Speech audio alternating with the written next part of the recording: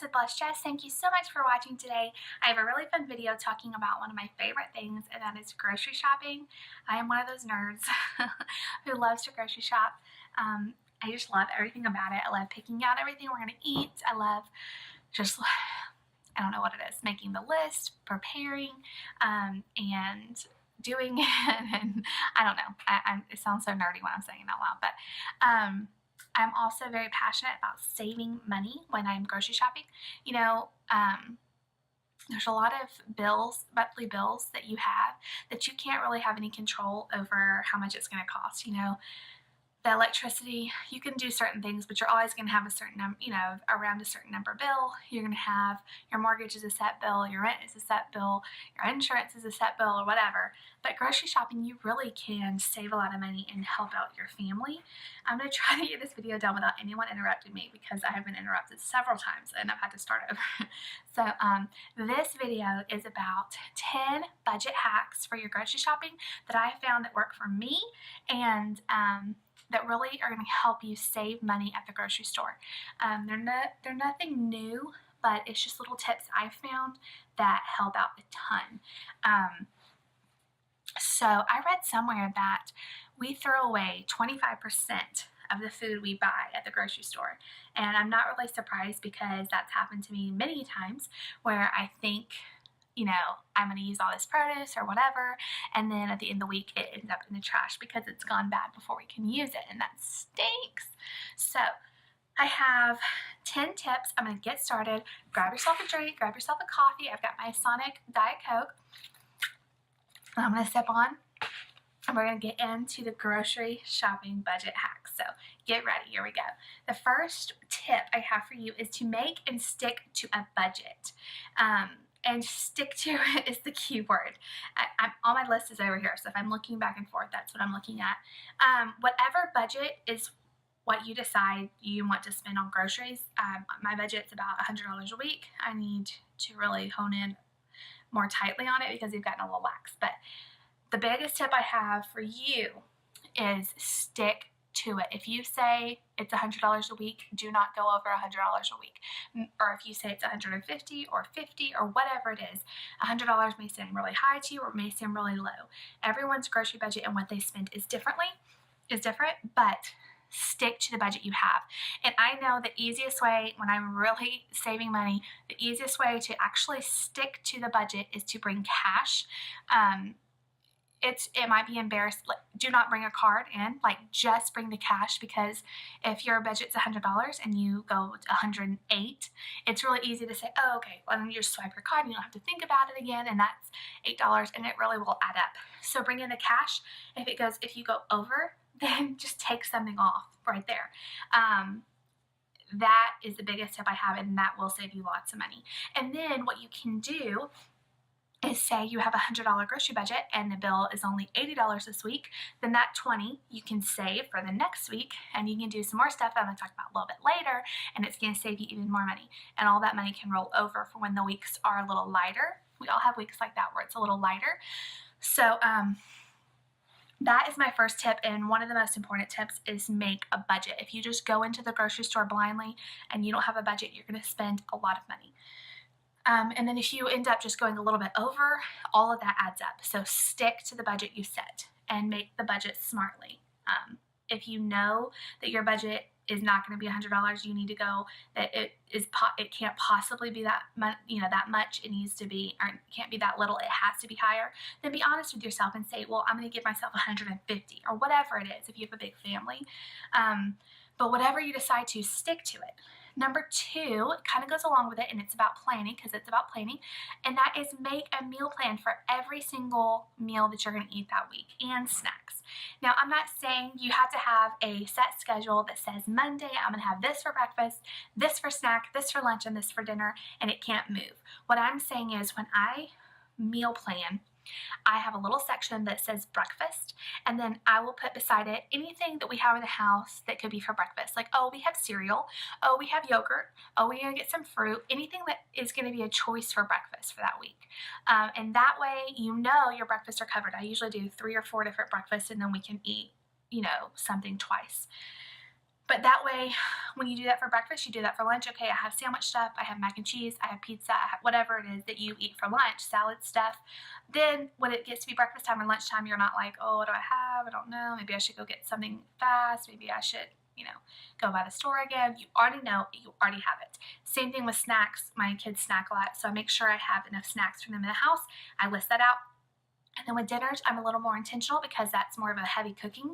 And so I will list, it doesn't have to say Monday, Tuesday, Wednesday, Thursday. You just make however many numbered nights you're going to be at home. If it's 5, if it's all 7. And then you make 7 meals. It doesn't have to be these elaborate meals. It can be, hey, we're going to have grilled cheese and tomato soup or whatever it is.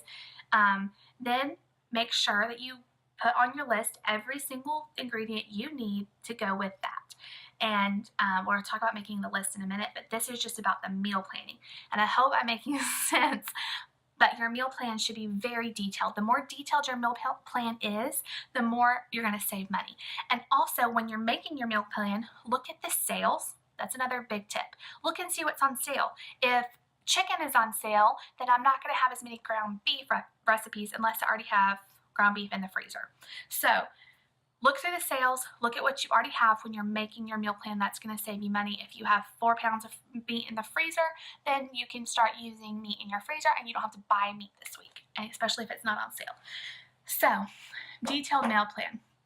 The next thing is a detailed list. When you go into the store, they are going to try everything they can it's a business, to get you to spend more money. Every single minute you're in the store, you're going to spend more. It's proven. If you are in the store longer, you're going to spend more because you have all these temptations around you. They advertise. They are professionals on how they do this. I promise you, it is true.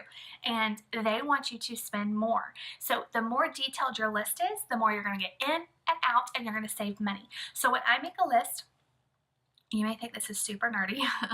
When I make a list, I will put produce. I will put, I usually do like protein and dairy, like meat and dairy. And then I'll do pantry items. That's the items that are in the middle aisles. Then I'll do miscellaneous. If I need anything that's not grocery, I'll do a section for frozen. And then you can write what you need under each category. How is this going to save you money?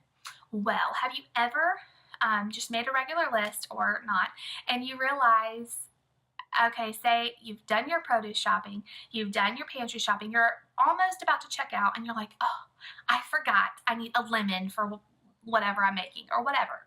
And so you got to stop, you got to run all the way back to the end of the store, you got to get what you need because your list wasn't organized.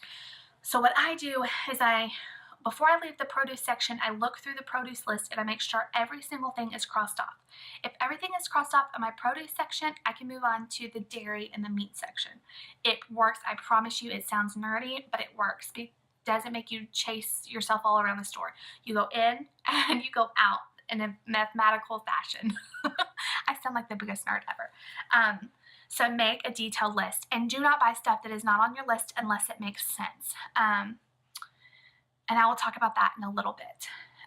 Number 4, look at everyone says this, but it's worth saying again. Look at the price per ounce. Do not look as much at just the price on the shelf. If you see most stores on their price tag, they will have the price per ounce, and then they will have the price you're going to pay when you check out. If there is a bag of chips, okay, let's say, in one bag you're paying 30 cents an ounce, but it has, one bag you're paying 30 cents an ounce, this bag you're paying 50 cents an ounce. Well, this one might be cheaper, the price might only be $1, but the price per ounce is more, so you're ending up paying more for each potato chip than if you were just going to buy the one that's 30 cents an ounce and it maybe has a higher price tag, but that's going to last you longer. The only time I say do not do this is if it's something you know you're not going to use up. Say it's lettuce or it's produce that is going to go bad before you can use it up, or if you don't have the space for it. That's a whole different thing. But in order to save money, you need to look at what you're paying per ounce or per pound or however they have it labeled, and that'll be on the price tag. Like in the other corner from the price that you're going to pay when you go to checkout. That's very important because you want to save that to be as small as possible. When I buy turkey, especially turkey, deli meats, cheeses. Okay, this is my biggest tip and pet peeve. Kraft singles, we go through a ton of them. The 16 count, I don't remember exactly the right numbers. The 16 count of Kraft cheese is almost the exact same price as the 24 count. They mark it down just a little bit more, pennies less, maybe 50 cents less than the 24 count. The 24 count's just a little more. So what do most people do? They say, oh, well, the 16 count's cheaper. I'm just going to buy that and I'm saving money. But if it's a regular item you're going to buy a lot and you might need it next week, just go ahead and spend a few more pennies and get the 24 count. And that is going to save you, money in the long run because you're not going to run out of cheese as fast. I hope that makes sense. If it doesn't, leave a comment down below. I'd love to explain it. I love talking groceries. So, we're going to move on. Number 5, buy in bulk, but only when it makes sense to buy in bulk. We all love going to Sam's and Costco and all of this, but if you're ending up throwing out stuff because it's going bad, buying bulk is not working for you. If you're using it all up, buying in bulk is awesome, and you can save a ton of money.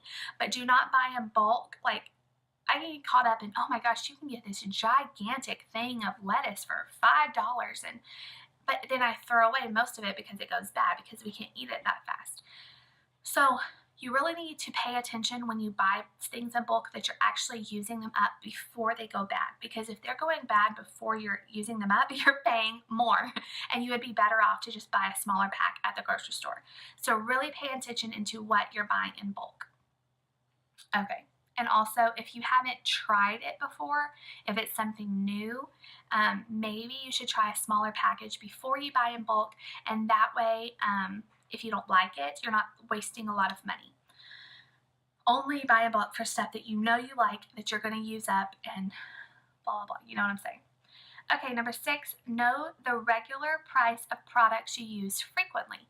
Now, grocery stores like to put stuff in their sales papers that maybe not even on sale. It'll say like, oh, special bread for $2.99 or whatever. Well, if you buy that bread a lot, you may know that's not a good price on that. It's usually $2.49.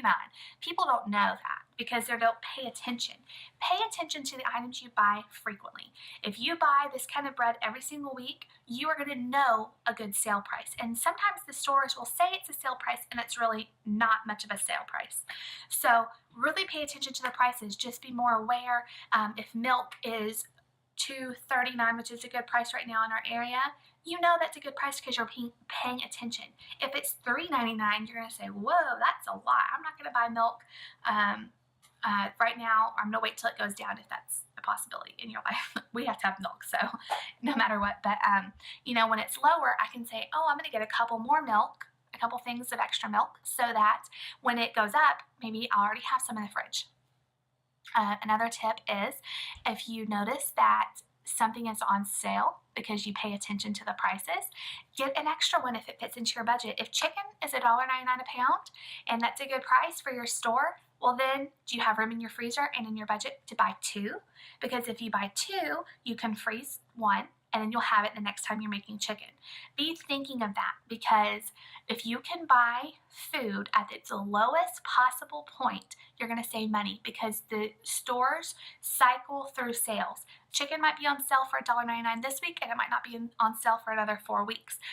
Start paying attention to the price. When it's on sale, buy a little bit extra if you have room in your freezer and then you have room in your budget.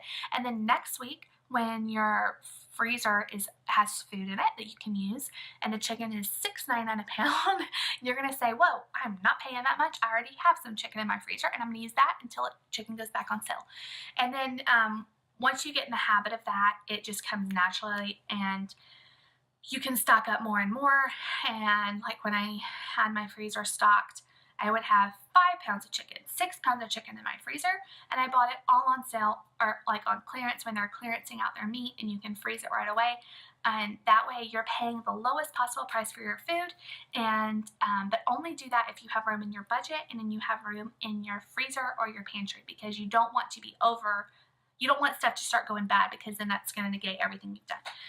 Okay, I'm going to move on because I'm getting really excited and really windy here. I'm going to take a winded limit. Okay.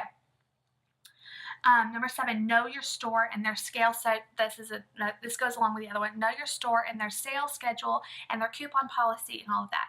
I'm not a big couponer. I find I don't really have a lot of time for that. But if you know that your store has online coupons that you can add to your store card, we used to do this all the time. The grocery stores here don't do that, but some of them do. So check around. Our store, you could add coupons online, and then you could just scan your store card and it would take all of those deductions off. So that was a great time saver. If you shop at Walmart, know what price matching is. Know how to look and find lower prices. Know what your store's sales schedule is like. If you know the store and their sales and all of that, it's gonna. I feel like this isn't making sense at all. If you know your store, get to know your store, get to know their policies, get to know how they put stuff on sale, and you'll know how to expect the sales to come. If you're at Walmart, also, if you shop at Walmart, besides price matching, which is awesome, do the Savings Catcher app on your phone. It's the easiest way to save money at Walmart. Once you buy something at Walmart, you scan. It's in the Walmart app, and you go to Sales Catcher or something. You just scan your receipt. There's a little barcode. You scan it with your phone, and then if any competitor ads have anything lower in your receipt, they'll give you money back. It's amazing. They'll put it back on a Walmart card for you to save. I've gotten probably close to $100 just doing that every time. And it might not be a lot of money. It might be $1 or $2 here or there, but it adds up every time you go. So if you shop at Walmart, you better be price matching, and you better be doing the Savings Catcher app. It's so fast. It takes 10 seconds, and you get money back almost every single time.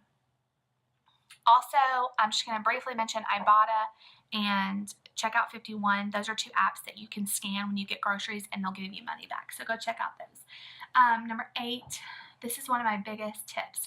Do not go to the store when you're hungry. Do not go to the store if you can help it, when you're stressed out, when you have all the kids with you. If at all possible, I know sometimes it's not possible and you have to do what you have to do. But if you can plan it so that your kids are taking a nap with your husband or their grandparents or a babysitter or whatever, or late at night. Sometimes I go late at night so that I can be by myself. I can really be focused. The more distractions you have, the more you're just going to not care and just put whatever in your cart. And the more hungry you are. It's a proven fact. If you're hungry at the grocery store, you're going to spend more. So make sure you have a snack with you. Make sure you eat lunch beforehand or whatever. Number 9, don't be afraid to try new things. I love trying new products, but also don't feel guilty about buying the same old stuff you love. So this is more like, some people are like, I kind of feel bad that we always eat the same thing. So they go out, they get all this stuff for all these new recipes. They don't like it. They end up throwing it all in the trash. Well, you know what? Or it goes bad before they can use it. Don't do that. If you know that your family eats a certain way, then get the stuff you know they're going to eat. And try some new things, but have a small budget for that. Like, okay, I'm going to try a couple of things every week, but I'm not going to get all this new stuff. Get the staples you know your family loves that you're not going to risk them not liking and having to throw away. At least for my family, I know. I know that there's staples in our budget that I am going to buy every single week. So that's what I do. I'm talking so fast, I'm getting hoarse. Don't feel guilty about that. That's fine. That's fine. Everybody has food preferences, and it's great. I love trying new products. I love it. But sometimes it can be risky because you're taking a gamble on if you're going to like it or not, if your kids are going to like it or not. So I just kind of limit that to a few things a week. Okay, number 10. When you get home, this is after you leave the store, you've successfully completed your grocery shopping. Number 10 is when you get home, take the time to put everything away correctly, prep anything for the week. I have found that if I take the time as soon as I get home from the grocery store to cut up the produce, to wash everything if it needs washing, to make sure the snacks are all labeled and put away in the snack bin, it's just going to make people want to eat them more. And it's going to be, if I have oranges in the fridge ready to go in the little snack bin in the fridge, and they're ready and they're not just sitting in the pantry hot and they're on eye level, everyone's going to grab them, they're going to eat them, and they're not going to go in the trash. Take the time to, and you're not going to be as tempted. Say you have your snacks, you're doing celery and maybe you're having a salad one night, take the time to cut up the little vegetables, get them ready, and then when you have dinner coming up, it's not such a huge task because you've already prepped everything.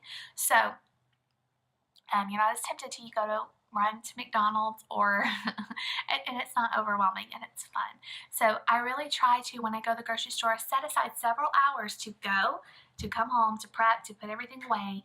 I'm big on organization, making sure my pantry is organized, because have you ever bought something and then forgot, where you it gets lost in the back of the pantry and you're like, I know I have coconut oil somewhere in here, I can't find it anywhere. So next time you go to the store, you buy another thing of coconut oil, and then before long you have like 3 coconut oils that are just sitting there and not getting used, and that's money that you're wasting.